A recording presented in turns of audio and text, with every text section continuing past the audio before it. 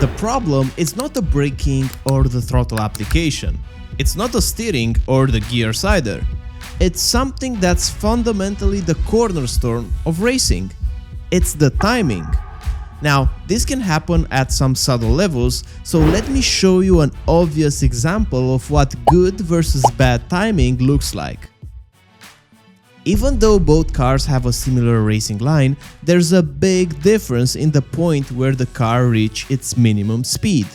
On the left side, we arrive at our lowest speed here, whereas on the right side, it's further away. This difference will compromise your exits, and it's one of the downsides of the slow in, fast out concept. Slow in, fast out works great when drivers have a good sense of timing. I coach drivers on a weekly basis, and most beginners apply this concept wrong. They learn about being early on throttle as the way to go, but pushing too early on the gas will completely destroy the timing of the corner. If you brake too much or too early on entry, you'll arrive at a point where the car feels slow. When the car feels slow, you'll naturally press the throttle because you slow down enough, but instead of gaining time on exit, this will happen.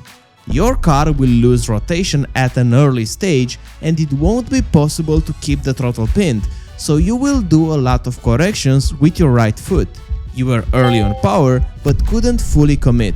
This can give you a lot of trouble on the exit, so if you're constantly running out of track on your way out, that's the reason. But what happens if you brake too late or too soft on entry? The opposite will happen. You'll miss the timing by being later on throttle. You will be able to take the corner with a steady throttle application, but you will most likely travel a longer distance, and it also gonna feel a bit too easy. So even though your throttle trace looks good, the lap time will still be slower. Bad braking but with good timing will most likely be faster than perfect trail braking with the wrong timing. Here we're looking at a driver properly trail braking into the corner but being too early on the gas versus a driver who's not trail braking at all but has the right timing on his throttle input. The difference is 1/10 of a second quicker lap time for the driver that doesn't trail brake. If all this makes sense, maybe you can help me with getting that 10k subs milestone. To fix the timing problem for good, you must have a reference for hitting the throttle.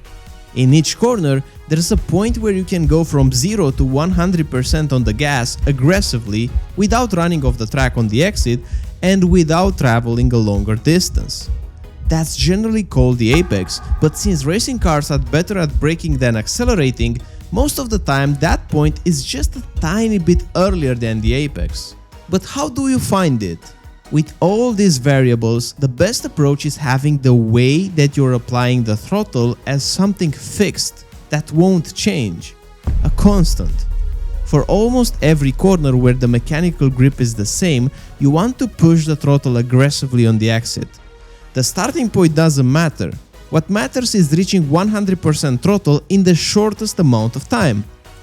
This means you will adjust the braking, the downshifts, the turning, until you find this point where you'll confidently smash the throttle without many corrections. If it feels too easy and on the exit you're not using all the track, then move that point earlier in the corner or press the throttle even more aggressively. If on the opposite it's impossible to make the corner without tracking out wide, then experiment with a different braking force, turning point, or simply move your throttle reference a bit later. As a rule of thumb, for many corners, the point of hitting the gas is generally the middle of the corner or slightly earlier than the middle part, just because your racing car is better at slowing down than at accelerating. Next time you're watching a track guide or a hot lap of a quick driver, pay extra attention to his throttle points, not only the braking points. Now I'm gonna quickly show you a sequence from one of the coaching sessions I had with a student that had the exact same issue. His timing was all over the place. So I think this will be really good for you. Don't skip this part of the video, this is valuable. Now going into turn 1 for him, the problem was an early apex. He braked way too late and couldn't stop the car in time, and when he went back on throttle, he went so aggressively, and this bad timing gave him an exit which was not ideal, he had to slow down and he had to scrap speed, he had to cover a longer distance. Now for this corner right here, again, he goes on throttle way too early, the car gets unsettled because of the steering input, and now we're going into the braking zone. Again, his throttle input is a bit too early, and he has a lot of issues because of this. You will see it in the high-speed corner. This is one of the corners that he really did well. That's because he had a better feel for the timing. Going into this corner, he's pressing now the brake, and he has an instinct to go on throttle. He blimped the throttle a bit, but then he realized he's a bit too early, so he waits a bit more, and now when he goes on throttle, he has such a good run right here. Perfect speed, perfect mid-corner speed, really good usage of the track, everything going well, just because his timing of inputs was really good here. And the reason why it worked was because he had a good reference for going on throttle. Without you having this reference everywhere, there's no way to close the gap to the top 10% of racers, because that's what they're doing. Your competition is using this in every corner of every lap of every race. I have you covered with everything that can possibly give you an edge in my sim racing course in the video description just above the like button, but I also think that checking these videos right here will help you get faster. Go watch them.